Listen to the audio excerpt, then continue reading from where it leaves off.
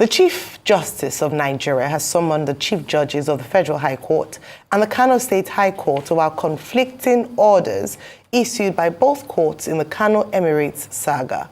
The National Judicial Council, NJC, is proposing an emergency meeting for next week where the Chief Judge of the Federal High Court, Justice John Soho, and his counterpart in Kano State, Justice DJ Aboki, would be invited and subjected to serious investigations.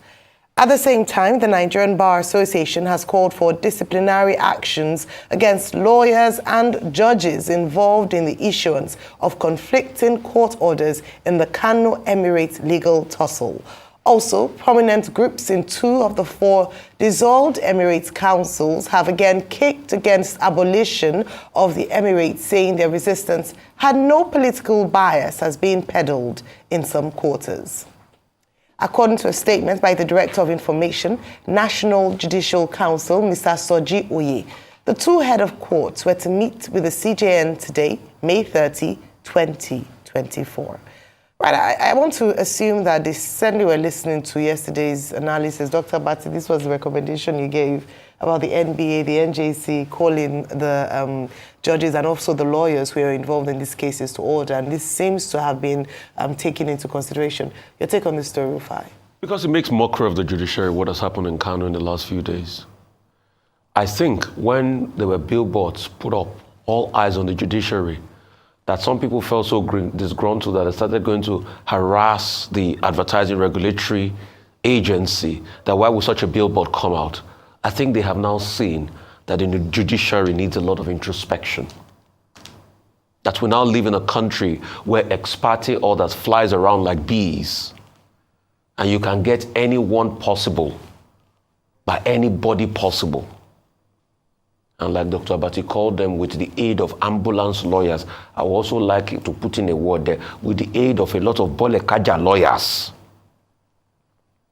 that make this easier for them to get. But also about that, what about the sanctity of the courts? Even if lawyers try to seek relief like this, as a judge, are you not put in there as a judge because of your high level of discretion? I'm also happy the CJN has stepped in, but I think also going forward, we must be able to make reviews such a way that the CJN does not even lead the NJC. We need a more robust independent architecture out there. Because all of these things cannot happen if we don't have a very robust architecture at the NJC to be able to review all of this, and not the CJN leading. But I'm happy he's called them to order. Let's see what will come out of this. Will it make any effect? Have we not had judges that did worse in this country? Have we not had judges that went to public forum that tried to defend their own decision because people called them out that those decisions were questionable? Is that what our judiciary has become in this country? Didn't we see it? And I think what Justice Datijo said at his valedictory service was very instructive. But it's going to 1 year that he said that have we used some of the advice he gave in there? We will commend them because this is a right step in the right direction. But I also want to ask, what were we looking at all this while till we had a nation where you can get any ex parte possible wherever? How did we deteriorate this bad? It's not just by only mouthing them at MBA conferences and warning lawyers. We need to be able to real action. Will there be any real consequences? Haven't we seen judges with questionable character move up the rankings and move up the ladder despite people's protestation? And that's why even in going forward, in getting Supreme Court judges and things like that, we need to have steeper measures where people are properly grilled. Let's save the judiciary and save our country. Okay. Let's define the context. Yesterday, Mr. Soji Oye, who is Director of Information to the National Judicial Council, NJC, which is the disciplinary body for judges and other matters, chaired by the Chief Justice of the Federation of Nigeria, issued a statement saying that His Lordship, Justice Ariwola, Chief Justice of Nigeria, Chairman of the Federal Judicial Council of the Federal FJSC and also of the NJC had summoned the chief judges of the Federal High Court and also of the High Court of Kano State. In this regard, Justice Soho and also Justice Abedi Aboki, and the two of them are to meet with him today. And when they meet with him today, the issue will be the controversy over the situation in Kano and the role of the judiciary in the matter. Mr. Sojioye also told us that next week, a meeting of the National Judicial Council will be convened. And that meeting of the National Judicial Council will be looking at the issues. Now, the key issue here has been the role of the judiciary in Kano State, where we have a situation whereby there have been conflicting ex parte injunctions issued by Federal High Court. First, it was the court of Justice Mohammed Liman. Second, it was the court of Justice Aliyu of the State High Court. Third, it was the court of Justice Amobeda. The State High Court contradicting the Federal High Court contradicting the State High Court, creating a situation whereby, people began to complain about abuse of ex parte injunctions, whether interlocutory or interim or restraining or by whatever label you put it, and how people started talking about jurisdiction. I made the point yesterday, I make it again. Look, the talk about jurisdiction is not as simplistic as we make it look. Nigerian legal system, that's one course they teach 200 level law students about jurisdiction, hierarchy of courts. Each court has its own jurisdiction. But jurisdiction is not as straightforward as it appears, because you have to look at the subject matter. You have to look at the claims. If there are claims that go beyond one court to the other, and that was what I was arguing yesterday, that is a matter that you raise in court and then it can be looked at. So one of the things that the CJN and the NJC will be looking at when the NJC meets next week is that, look, are you people mixing up jurisdiction? Are you mixing up roles? But what we have seen in Kano State is this concern about black market injunctions, black market ex parte orders, and practice directions are made it clear that judges should not give out black market injunctions. Because what we have seen in Kano again, in this chieftaincy matter, is what is called trafficking in judgments.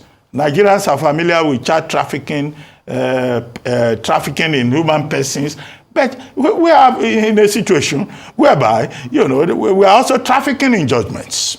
One court will issue one ruling, another court will issue another, all of them operating at the level of ex parte orders. So I think it's an important development that the chairman of the NJC, the CJN, has now summoned the heads of courts and he wants to investigate the matter. I think that the NJC, when it meets next week, should be very firm in making sure that any judge that has promoted, encouraged, inspired trafficking in judgments is duly sanctioned. Only recently, as I said yesterday, the NJC bear its marks when it sanctioned some judges, including some of the most brilliant judges, on the bench.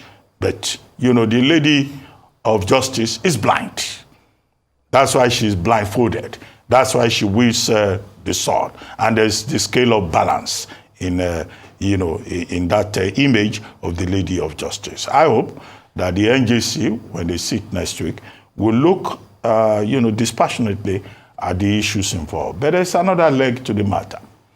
The other leg to the matter is the intervention of the NBA.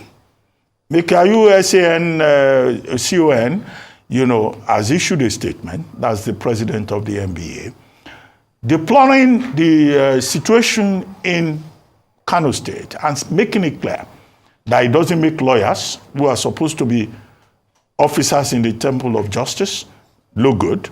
It doesn't make judges who are supposed to be above reproach, like Caesar's wife, look good. And that the NJC should be prepared to sanction any judge that has been found wanting in this particular matter. Beyond that, the NBA itself has an obligation under its legal ethics and disciplinary committee to refer any lawyer, any black market lawyer, any ambulance lawyer who has been filing frivolous, vexatious processes and applications and, creating this kind of messy situation that we have in Kano, should be referred to the body of benchers. And the body of benchers should take appropriate action. So I'm saying that, the president of the NBA, Mekiawu SAN, should go beyond just issuing a statement. You should follow up with appropriate action. Because lawyers are part of the problem. They are the ones who will go and say, don't worry, God, don't worry. I will go and we will file. We know this judge. He will grant us this. No. What they teach in law school, what they teach not just in the legal system, also in jurisprudence, a 500-level course, is that lawyers must be temple officers in the temple of justice. We can't afford to have rogue lawyers. We cannot afford to have judges that grant black market injunctions or that encourage trafficking in judgments. The ball is now in the court of the CJN and chairman of the National Judicial Council. I think His Lordship ought to be reminded that the public is watching. And the public will see efforts that will be made to save the integrity of the judiciary in the crisis that they have in Kano State, where the issues in terms of subject matter are not strictly chieftaincy. There are issues about fundamental human rights. There are issues about the role also of state organs. The police have been mentioned, the DSS have been mentioned, all kinds of parties have been mentioned. And that's why I say, jurisdiction in this particular matter is not a straightforward thing. We're dealing not just with basic law, we're also dealing with jurisprudence. All right, just very quickly, from the news this morning, and like I mentioned earlier on, this was something that we had discussed, or Dr. Bati actually had mentioned yesterday, with regards to putting, at least let there be some form of accountability for the judges as well as the lawyers. And what we see this morning is a response as if it were to that. One thing I want to remind us is that in a very short while, the CJN will be retiring as CJN once he attains the mandatory age of 70. And at this point, what he would be perhaps reflecting on is what legacy he'll be leaving once he's done with his tenure.